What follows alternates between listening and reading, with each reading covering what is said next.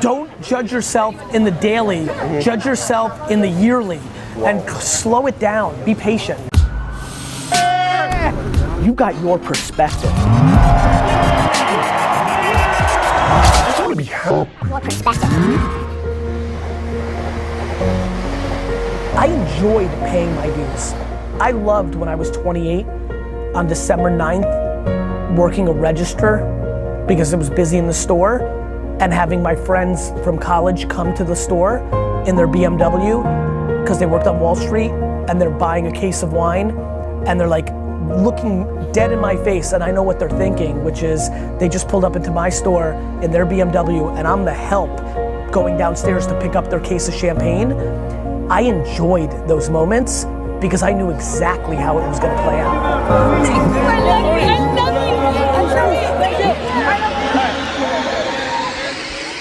For me, happiness is being able to do what you want to do at all times. So not conforming, like not pandering, yeah. Just being able to do what you want to do. I mean, who wouldn't want that? And I think that is one of the great things about entrepreneurship. The cost of that is you're always 1 second away from dying, right? Entrepreneurship is scary. Like 1 second you're top of the world, next thing you know, like there is nobody behind you. You're the last line. It's like fighting a war, just you. You're the last. This is the castle, you. Everybody's been fighting you. So that's lonely, that's scary, but you get to define it. You get to tell what where they positioned and how they should fight it. And so I love that feeling. I love being in that place. Loving what you do is so, people hear that and it's, even when I was a kid, I was like, oh, the boat, it's very fluffy, but it's very true. Like being happy in what you do, and whether that's making $45,000 a year or $4 million a year, if you really love it and you're really doing what you want to be doing, that's a very, very good place to be. You're just going to be happy. And I genuinely do think we have a major branding issue on success, and I mean across 7.7 billion people, every part of the world. And I'm very passionate about being one of the voices that tries to redefine it, because I'm unbelievably not driven by money, unbelievably. I spent the first 12 years of my life building a family business from a $3 to a $60 million business for my parents, and left at 34 years old with nothing to my name. Then started a company with my brother who was coming out of college and made him a 50-50 partner. And then he left 4 years later, and I spent tens of millions of dollars to buy him out. Like money does not drive me. The game.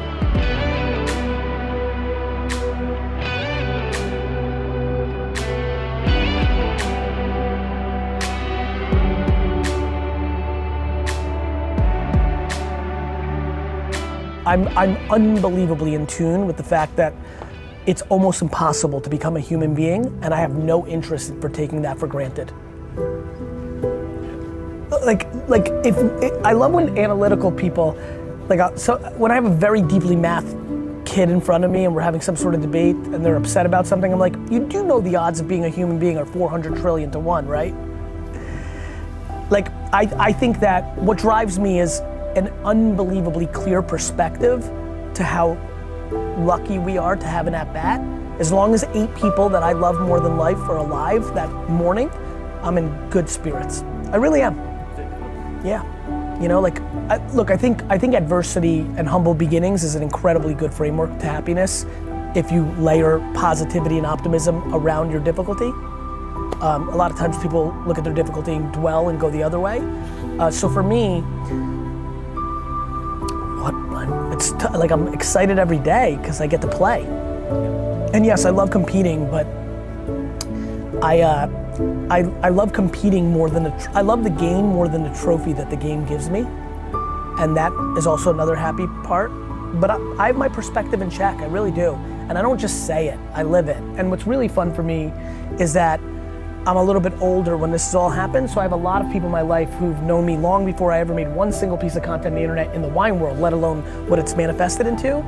And it's funny, when once in a blue moon, if some things fester and there's a little bit of pushback against me, it's really fun to see grammar school and high school and college and early wine people jump in and be like, this is who this dude was when nobody was watching. I've always been very grateful. I'm very grateful. I'm very grateful. You should always be doing what you want. And even if nobody responds to it, you should just... You don't know yet. Not at first. To to your point, if you do something for a year and a half and nobody gives a now you're delusional. But notice that I'm giving you an answer based on where you're at now. If you don't have a podcast yet, you should start with what you love.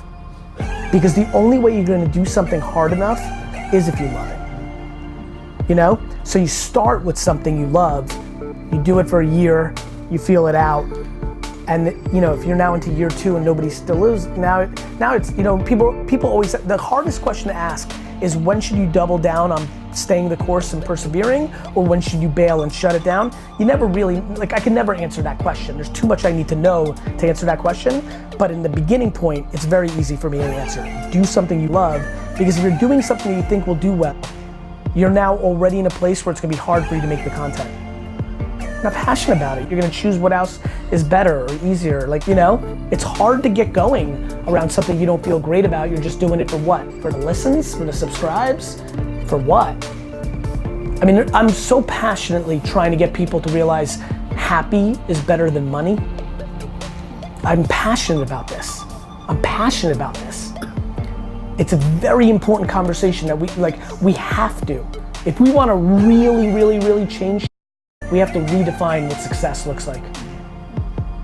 It is just not how many subscribers you have. It is not how much money you make. It's just not. And people are pandering to the machines, the algorithms, the subscriptions, and ultimately why? For the money, right? You're gonna pander for the subscriptions and for the likes because that leads to the brand deals, the money, and this is like something that I think we need to talk about. It's something, we're now mature enough in this ecosystem that it's time for us to now have more thoughtful conversations. We have to start having this conversation. I know it's all about like what you do after full-time work and all that, but do you feel like, is that too much? How to balance between creating my own content? Are you able to afford not doing your job? Because my side business is not like There yet. And my content Can you control your expenses? I can. I mean, that's, you know, it's a very practical answer.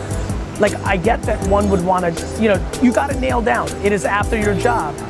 Obviously, you'd love to not have to do your job. You've only got 2 options. Wait till your side hustles get to enough that you can leave your job, or leave your job and live way more humbly with roommates or back home. Those are the only 2 real options. So you won't suggest like doing 3 at the same time? Yeah, I think 3 at the same time is fine. I don't think you're stretched too thin or doing too many things. I think that that's great if you can maintain it, as long as you don't mentally burn out. Yeah. Okay. And even if, by the way, do 3 things, burn out, and drop 1. Drop 1. You know what I mean? Like, what works today doesn't have to be what works tomorrow. Right.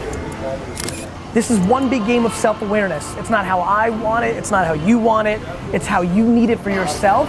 You just need to keep asking yourself, what do you need? And what you need today is different than what you're gonna need tomorrow, and is different than what you needed yesterday. This is a forever evolving thing.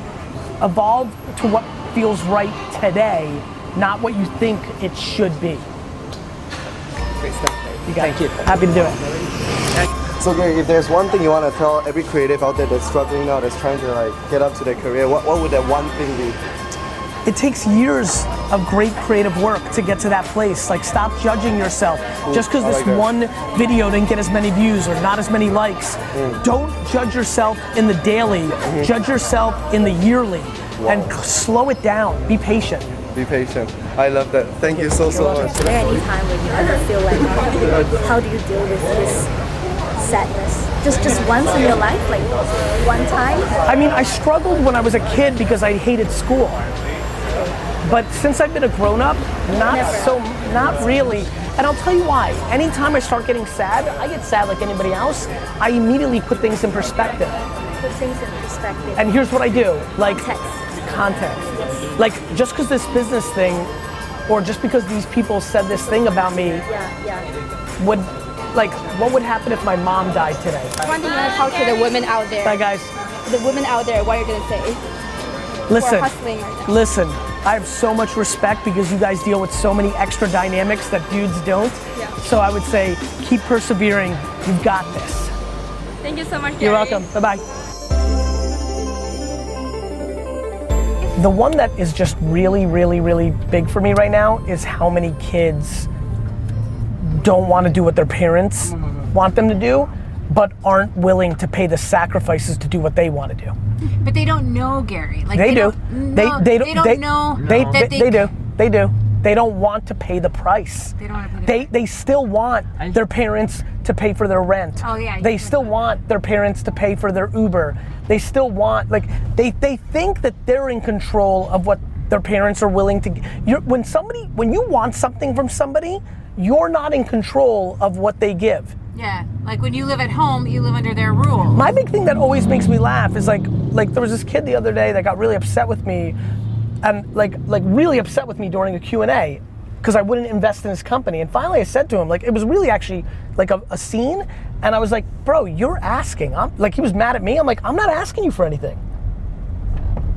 And that's like when you're asking for something, you don't have the leverage. Like, period. Like, you don't want to go to college, you don't have to go to college. You don't want to be a doctor, you don't have to go be a doctor, right? But that also means that if that's what your parents want and that's what they're willing to pay for, you can't be like, hey mom, you know how you're gonna give me $80,000 to go be a doctor? That's what you want? Well, I don't want that. I want to be a painter, so give me that $80,000. That's not how it works. Yeah. You have to leave that on the table. That money, that infrastructure comes with that ambition. Like, if you want that safety and that money, well, that means you're gonna be a lawyer.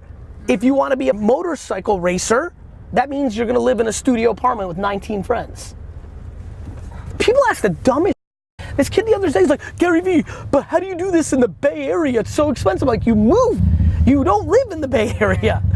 You have a choice. People are like, Gary, like, you're trying to pay $14 an hour. How do you survive in New York City? I'm like, you live in Queens and you take, like you can do anything. Mm-hmm. You have options. People aren't willing to sacrifice for what they want. Mm-hmm. This is why I jump on, they don't know. They know. People don't want to deal with the truth. There's two things I do. I keep it basic and I go right at it. Baby. Happy to be here. Thank you for having me.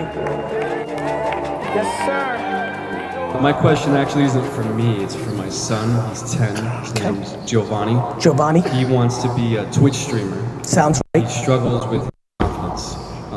So I'm wondering if you can give him a few words of what he can do, what type of action he can take today to build his confidence. Giovanni, I think the question, I see we're recording this. Look, when you're 10 years old, confidence is a very funny thing. You're still forming as a human. But the reality is if you're twitching and you're over responding to how many subscribers you have or what your friends in school are saying, you're not going to be able to be successful. And so you're lucky, Giovanni, to be able to start this process now, not when you're 45 years old. The quicker you get comfortable with judgment of others, the more likely you'll be successful long term. The way to get your confidence up is to start enjoying the pushback, is to start enjoying people say that you can't, is to start enjoying the judgment of others who don't understand. If you're not comfortable in your own framework, you'll never succeed. Thanks, Gary. You got that.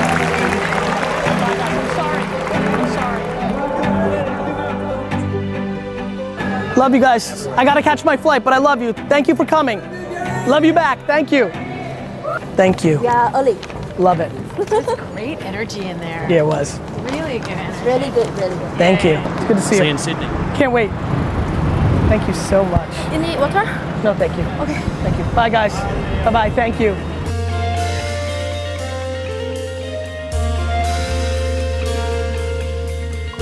Dude, I'm so fired up about this.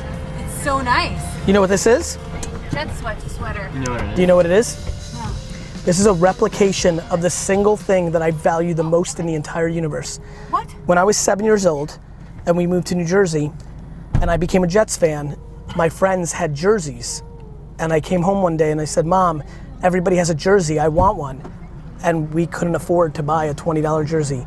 So a week later, my mom knitted me one. Are you kidding? This is the exact thing she knitted. This is exactly what it looks like with my name on the back. And the reason I do 5 is because 5 was my favorite number, even as that little of a kid. And that's what this is. This is I know exact. that part, but I didn't know the part about the replica of the sweater. So cool. That's so thoughtful. I can't wait to wear this. Like, can't wait. Like, Hope it's super cold in New York next week.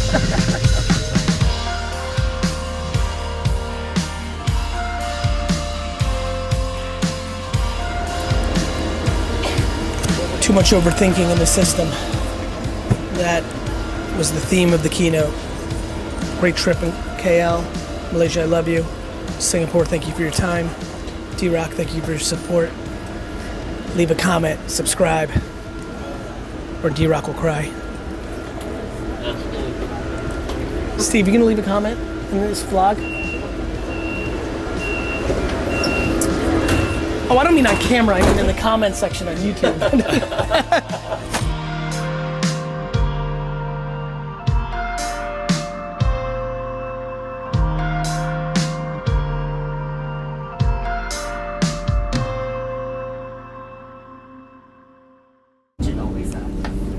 What should we name this character? What do you mean? Ivy.